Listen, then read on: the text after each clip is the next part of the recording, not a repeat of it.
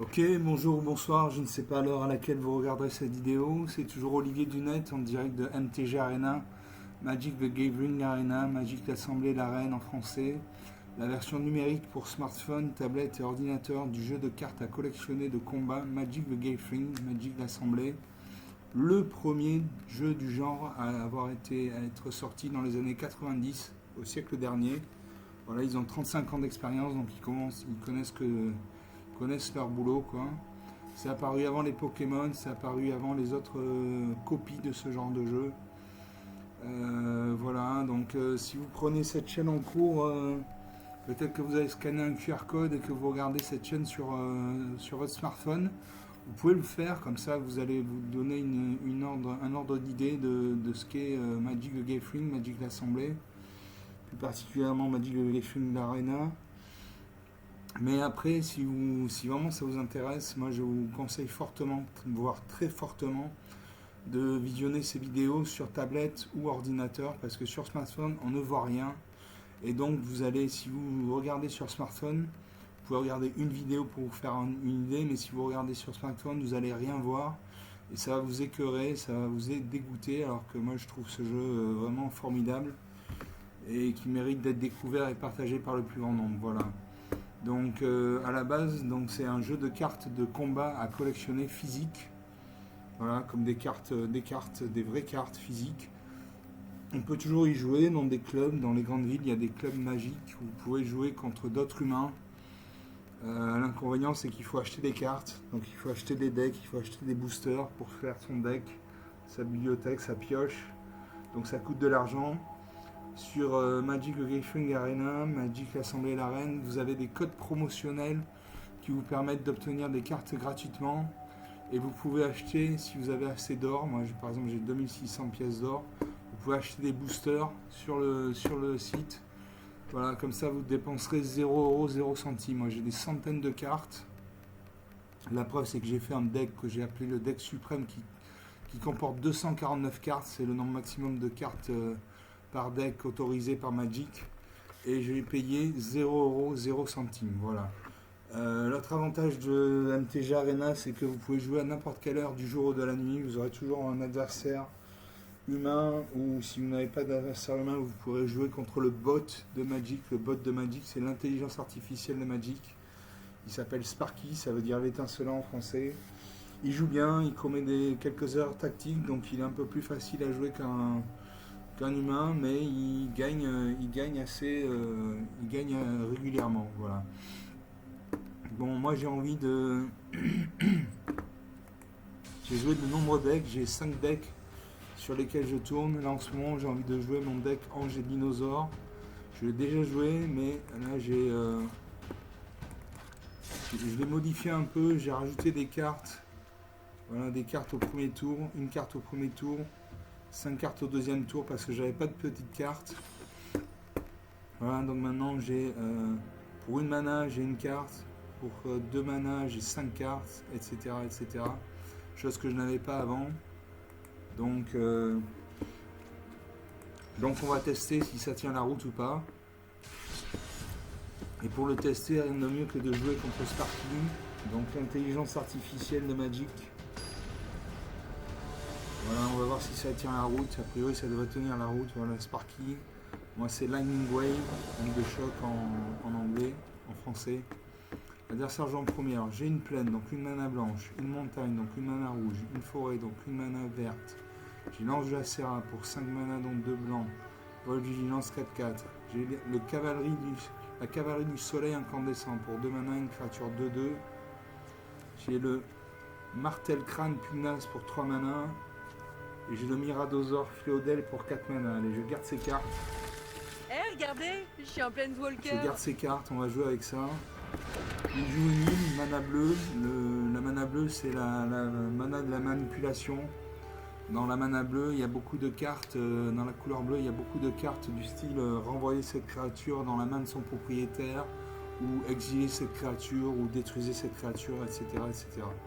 Donc moi je veux jouer mon cavalerie du soleil incandescent parce que c'est la carte qui me demande le moins de mana. Il faut 2 mana dans le rouge. Donc je vais jouer en rouge, une montagne. Du bon boulot. Voilà, et au tour d'après, je pourrais jouer un autre terrain et j'invoquerai mes cavaleries du soleil incandescent. Il joue un deuxième terrain bleu. Il a invoqué le goéland du Zéphyr et un mur de runes. Alors il fait un point de dégâts avec son goéland du Zéphyr. Le goéland du Zéphyr, il a le vol, donc il ne peut être contré que par une créature qui a le vol ou qui a la portée. La portée, une créature qui a la portée, c'est comme si elle avait une catapulte avec elle qui pourrait dégommer les créatures volantes. Il a invoqué un mur 0,4. Un mur, c'est une créature qui a 0 en force, donc qui crée aucun dégât, mais qui a X points d'endurance. Là, dans l'occurrence, le mur de runes, il a 4 d'endurance. Donc, il peut bloquer toutes les créatures qui ont une force inférieure ou égale à 3. Voilà. Et donc, pour le détruire à la loyale, créature contre créature, il faut une créature qui a au moins une force égale à 4. Voilà. À moi de jouer. J'ai pioché une forêt. J'ai pas mal de cartes vertes, donc je joue une forêt. Voilà. Et je peux jouer la cavalerie du soleil incandescent ou le Kétradon migrateur en recyclage. Recyclage de plaine, c'est vous pouvez payer le coût de recyclage pour vous défausser de cette carte et en piocher une nouvelle. Donc je vais la garder. Je vais jouer ma cavalerie du soleil incandescent, une créature de 2. A chaque fois que cette créature attaque ou bloque pendant que vous contrôlez un dinosaure, cette créature gagne plus en plus 1 jusqu'à la fin du tour. Voilà. Vous voyez, il y a un halo autour de la carte, ça veut dire qu'elle a le mal d'invocation. C'est-à-dire qu'elle ne peut pas attaquer au tour où elle est posée, mais elle ne peut attaquer qu'après au deuxième tour. Voilà. Donc il m'a réattaqué, j'ai 18 points de vie. J'ai pioché l'ange de la vitalité.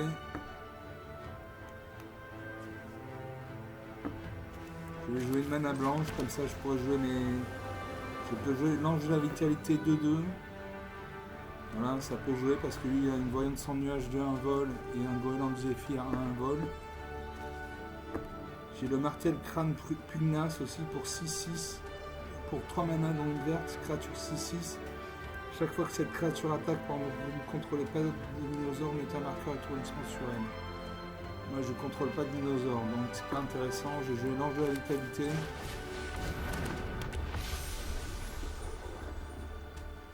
Et je n'attaque pas. Je n'attaque pas parce qu'il y a son mur de runes qui bloque. Je peux attaquer mais il va bloquer. Je vais montrer, je vais attaquer. De toute façon ça sert à rien. J'ai pas besoin de cette créature pour le tour suivant. Je vais attaquer. Normalement il bloque, voilà, il bloque avec le mur. Et il bloque avec sa voyante sans nuage. Donc. J'ai tué sa créature, il a tué ma créature. Il invoque une autre voyante sans nuage, donc vol 2-1. Un deuxième goéland du Zéphyr, donc il a 3 créatures volantes et un mur. À moi de jouer. Je joue une forêt. Alors je peux jouer le martel crâne pugnace. Et j'ai pas de dinosaure, donc quand je vais l'attaquer, avec le martel crâne pugnace, il va y avoir un marqueur étourdissement sur cette carte, c'est-à-dire qu'elle ne pourra se dégager que dans 2 tours au lieu d'un seul. Et j'ai le Kétradon, recyclage 2. Alors, je peux jouer le Miradosor Fléodel pour 4 mana non 2 vertes, une créature 4-5 qui a la portée, donc elle peut se battre contre les créatures qui ont le vol. Et quand le Miradosor Fléodel arrive, choisissez un, conjurez une carte appelée Piétinement Sauvage dans votre main, ou conjurez une carte appelée Naturalisation dans votre main. Allez, on fait ça. Je vais jouer une carte Piétinement. Piétinement Sauvage, donc je pioche ce Piétinement Sauvage. Voilà, mettez un marqueur +1/+1 sur une créature ciblée que vous contrôlez, puis cette créature se bat contre une créature ciblée que vous ne contrôlez pas. À moi de jouer, je peux attaquer. Si j'attaque, j'ai une 2-2, il peut me bloquer avec sa 2-1 et une 1-1. Je perds une créature, mais il en perd 2, donc j'attaque. Est-ce qu'il bloque? Oui, il bloque. Voilà, il bloque avec ses 4 créatures. Je vais dégommer d'abord le voyant sans nuage. Et ensuite je détruirai un goéland du Zéphyr. Bon, ma créature est morte, mais je lui ai éliminé un goéland du Zéphyr et une voyante sans nuage, donc c'est pas mal. À moi de jouer, je joue une montagne. Donc je peux jouer. Je peux toujours pas jouer le Kétadon migrateur. Je peux jouer le piétinement sauvage. Ce qui sort. Donc mettez un marqueur.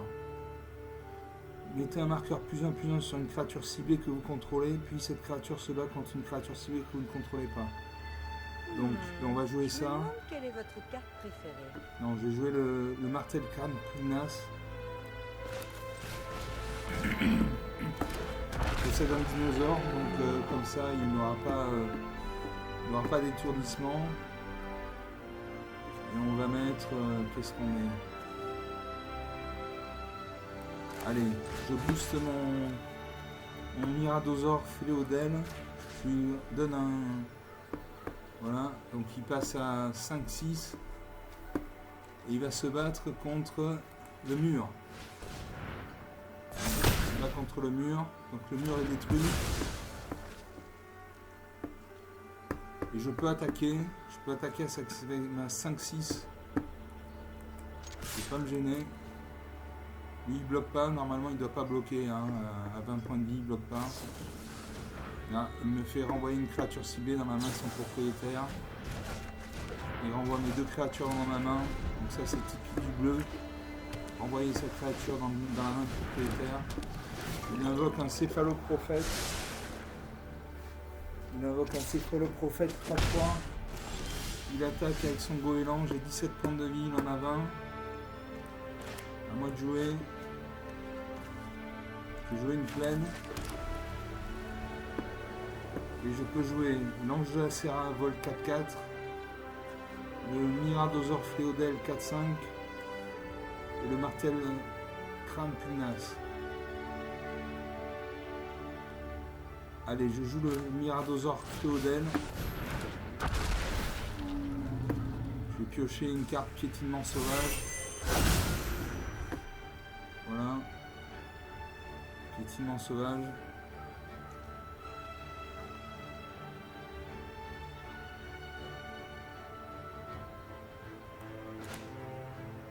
Voilà, je booste mon Miradosaure Fléodel et je me bats contre son céphaloprophète. Payer un mana. Ah, j'ai pas assez. Donc je ne joue pas ça. Je peux jouer le Kéradon migrateur. Non, je ne peux pas jouer. Je comprends pas.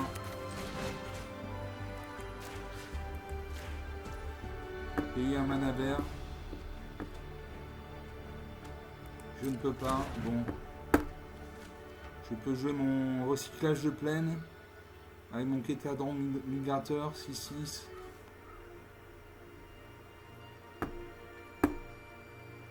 J'ai pas envie, donc je passe au suivant.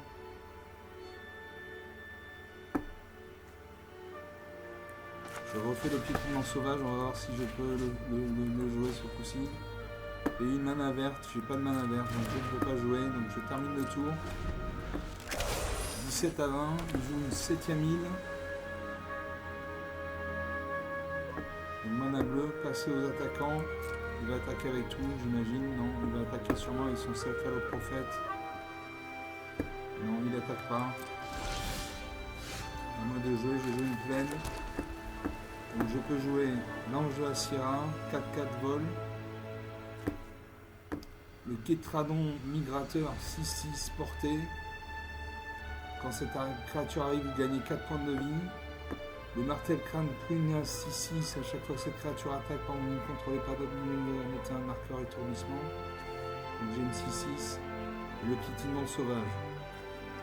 Je vais jouer la Kétradon migrateur, une créature 6-6, elle a la portée. Donc je pourrais attaquer son goéland, donc je pourrais me battre contre son goéland de Zéphyr, et surtout je vais gagner 4 points de vie. Voilà. Donc on fait ça, donc je passe à 21 points de vie. Il en a 20. J'attaque avec mon Miradosaur. Alors est-ce qu'il bloque? Il doit pas bloquer là, il bloque pas, non, il prend 4 points de dégâts. 16 à 21. Il y a un nouveau mur de runes. Il regarde une carte sur sa bibliothèque. À moi de jouer. Je peux jouer l'ange de Acera, 4-4, vol. Martel, crâne, pugnace. Ou piétinement sauvage. Piétinement sauvage, mettez un marqueur +1/+1 sur une créature ciblée que vous contrôlez, puis cette créature se bat contre une créature ciblée que vous ne contrôlez pas. Donc j'ai une créature... j'ai une 6-6. Je vais la booster. Et je joue contre le mur de runes qui est détruit. Voilà, donc il n'y a plus de mur. Et je peux jouer encore. Donc l'ange Acera. Vol 4-4. Bon, j'ai des créatures avec la portée, donc j'ai pas forcément besoin d'une créature avec le vol. Voilà, je vais me faire le martel, le crâne, pugnace 6-6. Et j'attaque avec tout. Donc il bloque. Il a bloqué avec son goéland. Son goéland est mort. Il lui reste 12 points de vie, j'en ai 21. Ça commence à sentir bon. Je joue l'ange de Serra. J'attaque avec tout. Il peut bloquer qu'une seule créature. Il lui reste 2 points de vie. Une 9ème île. Et à moi de jouer, je peux jouer éclair explosif. Éclair explosif inflige 2 blessures à n'importe quelle cible. Donc, on va lui faire 2 points de vie. 2 points de dégâts, donc il meurt. Voilà, 0 à 21 en 17 minutes. Une victoire rapide. J'avais des bonnes cartes. J'avais des très bonnes cartes. Donc ça, mon deck a bien fonctionné ce tour-ci. On va faire une ou deux autres parties en plus pour voir si ça tient la route. On joue toujours contre Sparky. Là, je ne gagnerai pas de points d'expérience ni de pièces d'or, mais bon, c'est pas important, j'en ai pas besoin. Alors, vous commencez, très bien. Alors, j'ai 2 plaines, donc 2 manas blanches. J'ai une montagne, donc une mana rouge. J'ai une forêt, donc une mana verte. J'ai l'ange de Serra pour 5 manas. Créature vol vigilance 4-4. J'ai l'éclair explosif pour une mana rouge. L'éclair explosif inflige 2 blessures à n'importe quelle cible. Et j'ai l'étal tempête primordiale. Non, j'ai des trop grosses cartes. Je vais faire un mulligan. Donc c'est-à-dire je repioche. Il faudra que je laisse de côté une carte. Donc j'ai une montagne, donc une mana rouge. J'ai 2 forêts, donc 2 manas vertes. J'ai la cavalerie du soleil incandescent pour 2 manas. Une créature 2-2.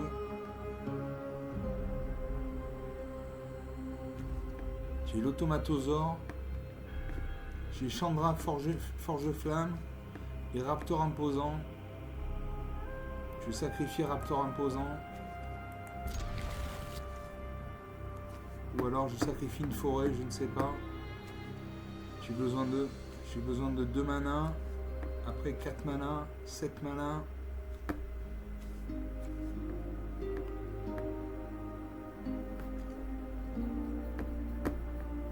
Allez, je me défausse du Raptor imposant, tant pis. Je garde mes terrains. J'aime les défis. À moi de jouer. Je joue une montagne, une mana rouge. Il joue une île, mana bleue. Il invoque le goéland du Zéphyr, créature vol 1-1. Je joue. Qu'est-ce que je joue? Je joue une forêt. Je peux jouer la cavalerie du soleil incandescent. Donc une créature 2-2. À chaque fois que cette créature attaque ou bloque pendant que vous contrôlez un dinosaure, cette créature gagne +1/+1 jusqu'à la fin du tour. Donc c'est une créature 2-2. Voilà, toute bête.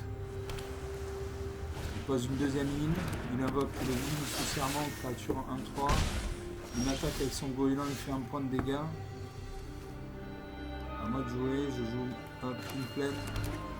Je Je peux jouer l'éclair explosif. L'éclair explosif inflige 2 blessures à n'importe quelle cible. Donc je vais jouer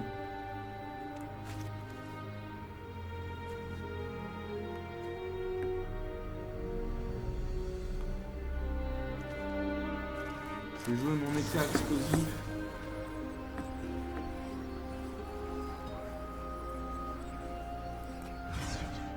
Et je vais le jouer sur son... Allez, sur son goéland du Zéphyr. Comme ça, il a plus de créatures volantes sur le champ de bataille. Je peux attaquer. Si j'attaque, je lui fais 2 points de dégâts, il a 3 points d'endurance. Donc 3 moins 2 égale 1, il survit. Et il me fait 1 point de dégâts. J'ai 2 d'endurance, 2 moins 1, je survis. Donc match nul. Ou alors j'attaque et peut-être qu'il ne va pas bloquer. Normalement il doit bloquer, mais voilà, il bloque. Il bloque, voilà. Un tour pour rien. J'ai engagé ma créature pour rien, donc je ne peux pas défendre avec cette créature ce tour-ci. Voilà. Il a pioché un garde de l'île d'Evos, vol, 2-2. À moi de jouer. Je peux jouer l'automatosaure. Une créature 4-3 qui a avec la menace. La menace, c'est une créature avec la menace ne peut pas être bloquée, excepté par 2 créatures au plus. Voilà. Et quand cette créature arrive, une créature ciblée que vous contrôlez acquiert la menace jusqu'à la fin du tour. Donc on va jouer ça. Je cible ma cavalerie du soleil incandescent. Elle ne peut pas être bloquée que minimum par 2 créatures. Donc j'attaque. Normalement il doit bloquer avec ces 2 créatures. Non, il bloque pas, il encaisse. 17 points à 18. D'une 4ème île. Il fait un nœud découlant. C'est-à-dire qu'il bloque mon automatosaure. Mon automatosaure ne peut plus se dégager, donc il ne peut plus attaquer ni bloquer. Il attaque avec ses 2 créatures, j'ai 14 points, il en a 17.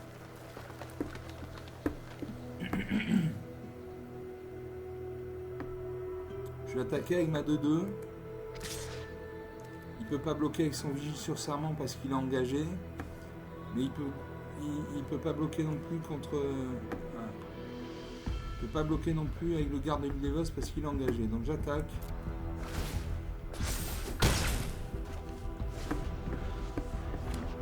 Je fais 3 points de dégâts, 14 partout, voyant sans nuage. Créature vol de 1. Il pioche une carte.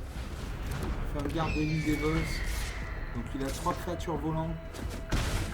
2-2, 2-2-2, une de 1. À moi de jouer.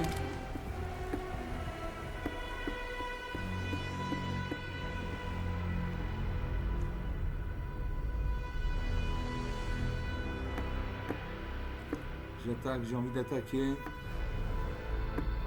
Il a 1, 2, 3, 4 créatures. Donc 3 vols. Donc je peux pas bloquer les 3 volantes. Et l'autre créature, la vigile fermement, c'est une 2-4. Donc éventuellement je pourrais bloquer avec... Allez, je vais pas attaquer. Comme ça je garde ma cavalerie du soleil incandescent pour bloquer son vigile sur serment. Voilà, je vais prendre 6 points de dégâts. Je suis une 6ème île. Il attaque avec tout. Moi je ne peux bloquer que le vigile sur serment parce que les autres elles ont le vol, donc je ne peux pas les bloquer. Donc je vais prendre 6 points de dégâts. Il me reste 4 points de vie, il en a 14. Je peux jouer enfin Chandra Forge Flamme. Chandra Forge Flamme, c'est un Planeswalker. C'est un deuxième, c'est comme si j'avais un deuxième joueur à mes côtés. Voilà. On va le faire. On va l'activer de suite. Alors, soit j'ajoute 3 mana rouges, j'exile les 3 cartes du dessus de ma bibliothèque, j'en choisis une, je peux la jouer ce tour-ci. Soit je crée un jeton qui est une copie d'une créature ciblée que je contrôle. Excepté qu'il a la célérité au début de l'étape de fin, sacrifier le jeton. Alors, je fais ça. Je copie mon automatosaure. Donc je crée un jeton. Voilà. Je crée un jeton. Donc ciblez une créature que vous contrôlez. Quand cette créature arrive, une créature ciblée que vous contrôlez acquiert la menace jusqu'à la fin du tour. Donc voilà. J'attaque avec tout. Toutes ces créatures sont engagées. Il lui reste 7 points de vie, j'en ai 4. Mon jeton est mort. Et là, normalement, il finit. Là, il finit. Il attaque avec ses 3 créatures. Et il me finit au scalpel. Voilà. Voilà. Moins 4 à 7. 11 points d'écart. Bon, voilà. Il y avait 3 créatures avec le vol. Il y avait 3 créatures avec le vol. J'avais une créature avec la portée, mais bon. Bon, allez, une dernière partie pour voir. On va voir si ça marche ou pas.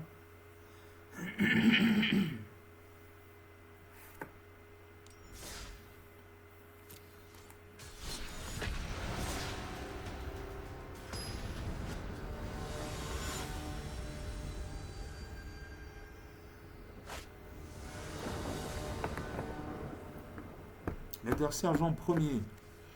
Alors j'ai une plaine, donc une mana blanche. J'ai 2 montagnes, donc 2 mana rouges. J'ai le Giada, Fontaine de l'Espoir pour 2 mana. Ange vol. Séraphine de l'Avant-Garde pour 4 mana. Vol. Ange Serra pour 5 mana. Vol. Chandra Forge Flamme pour 7 mana. Donc pour 2 mana. Donc je vais attendre 2 tours pour invoquer le Giada, Fontaine de l'Espoir. 2 tours de plus pour la Séraphine. Non, c'est trop. Je vais faire mulligan. Je vais faire mulligan. Donc j'ai une plaine, donc une mana blanche, 2 montagnes, 2 mana rouges. J'ai toujours Giada, Fontaine de l'Espoir pour 2 mana dans une blanche. L'Ange éblouissant pour 3 mana dans une blanche. Le sang meneur blindé pour 3 mana dans un vert. Et le gueule de hache pionnier pour 4 mana dans un vert. Allez, je garde 6 cartes. Je garde 6 cartes. Je vais poser une montagne. J'aime les défis. Il joue une forêt.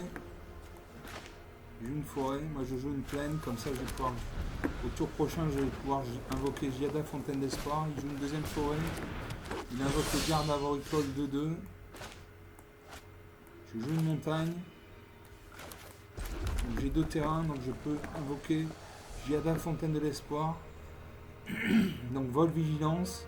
Et chaque autre ange que vous contrôlez arrive avec sur lui un marqueur +1/+1 supplémentaire pour chaque ange que vous contrôlez déjà. Donc, mon ange éblouissant, tout à l'heure, il va venir avec un marqueur +1/+1 sur lui. Alors, il invoque une 3e forêt. Il fait une morsure enragée. Il détruit ma créature. Et il attaque ensuite. Il fait 2 points de dégâts. À moi de jouer. Je joue une montagne. Je peux jouer l'ange éblouissant, créature de 3. À chaque fois qu'une autre créature que vous contrôlez arrive, vous gagnez 1 point de vie. Ou alors j'ai la cavalerie du soleil incandescent, une 2-2. À chaque fois que cette créature attaque ou bloque pendant que vous contrôlez un dinosaure, cette créature gagne +1/+1 jusqu'à la fin du tour. Et je fais l'ange éblouissant, donc une 2-3 vol. Et à chaque fois qu'une autre créature que je contrôle arrivera, je gagnerai 1 point de vie. Donc une carte intéressante pour 3 mana dans une blanche. Bon voilà. J'ai une 4e forêt. Donc il a un deck mono vert apparemment. Il invoque le ballot de grondant 4-4. À moi de jouer. Je joue une montagne. Je joue la cavalerie du soleil incandescent. Une créature de 2. Je gagne 1 point de vie puisque je viens d'invoquer une nouvelle créature sur le champ de bataille. Et j'attaque. J'attaque ou j'attaque pas. Si j'attaque, je lui fais 2 points de dégâts. Il me restera une créature de 2 pour défendre au tour d'après.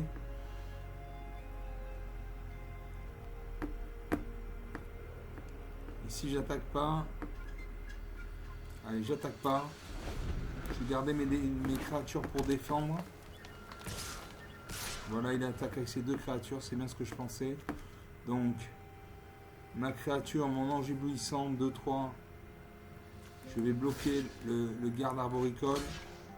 Avec ma cavalerie, je vais bloquer le bas grandement. Donc ma cavalerie va mourir parce qu'elle a 2 d'endurance. Il fait 4 points de dégâts. Donc 2 d'endurance moins 4, ça fait moins 2, il meurt. Et lui, il survit parce qu'il a 4 en endurance. Et là, il me fait 2 points de dégâts. J'ai 3 points d'endurance, donc il me reste 5 points d'endurance, donc je survis. Et s'il ne booste pas sa créature, j'ai fait 2 points de dégâts, il a 2 points d'endurance, donc il meurt. Mais je pense que s'il a invoqué sa 2-2, sachant qu'elle va mourir, si elle est bloquée, il va sûrement invoquer une carte pour booster son garde arboricole. On va bien voir. Voilà, tour de l'adversaire, il réfléchit.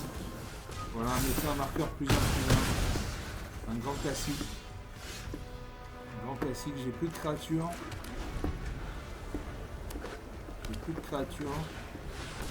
Il invoque l'Undric affectueux, une 4-4.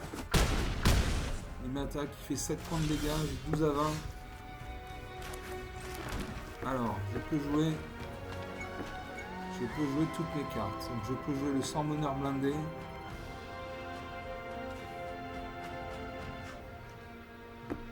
Je peux jouer le sang meneur blindé, une créature 3-3. Si je révèle une de mes cartes, je gagne 3 points de vie. J'ai la gueule de hache pionnier.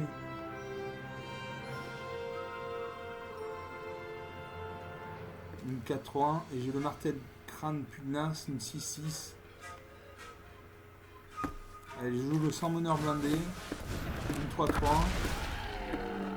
Je vais révéler une carte. Et donc je gagne 3 points de vie. Donc 15 à 20.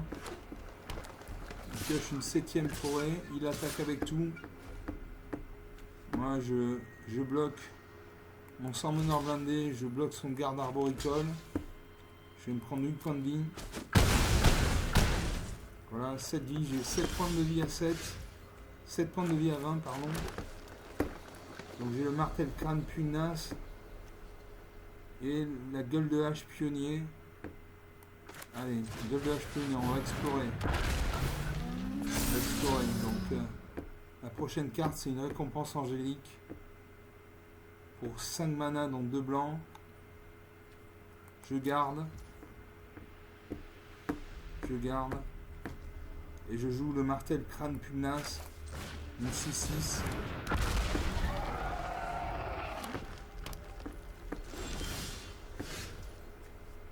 Voilà, je vais jouer ma récompense angélique sur le gueule de hache pionnier ou sur le martel crâne. Le martel crâne, à chaque fois cette créature quand vous ne contrôlez pas donner un marqueur actif mensuel. J'ai une 5-4, une 6-6. Je vais booster ma gueule de hache pionnier.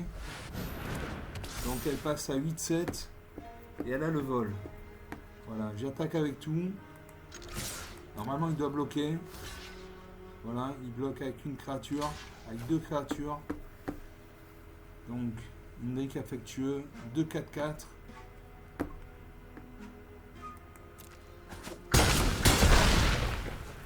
Voilà, j'ai 2 créatures qui meurent. Il lui reste que son Undric affectueux. Il vient de jouer Majesté Colossale. Au début de votre entretien, si vous contrôlez une créature de force supérieure à la carte, piochez une carte. Il m'a attaqué avec son Undric affectueux. J'ai plus que 3 points de vie, il en a 12. Et je joue Chambra Forge Flamme. Chambra Forge Flamme. Ajoutez 3 mana rouges, exilez 3 cartes du dessus de votre bibliothèque, choisissant une, vous pouvez jouer cette carte ce tour-ci. Ou créer un jeton qui est une copie d'une créature ciblée que vous contrôlez, excepté qu'il a la célérité, et au début de la table de fin, ça peut être ce jeton. Voilà, donc je vais copier. Je copie ma gueule de hache pionnier. Et au prochain tour, je jouerai un ange de vitalité. Voilà, il a... Alors là, il faut que je joue serré. Donc je vais attaquer avec ma 5-4 et je garde ma 8-7 pour bloquer contre l'Undric affectueux. Donc j'attaque. Il fait 5 points de dégâts, il a 7 points, j'en ai 3. pioche une carte de plus. Dans une deuxième forêt, une dixième forêt, il invoque un balai grondant. Moi j'invoque l'ange de la vitalité.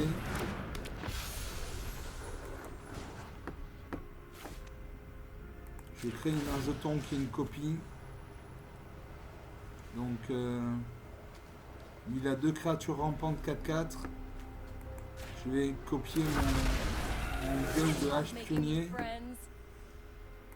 Je joue une forêt.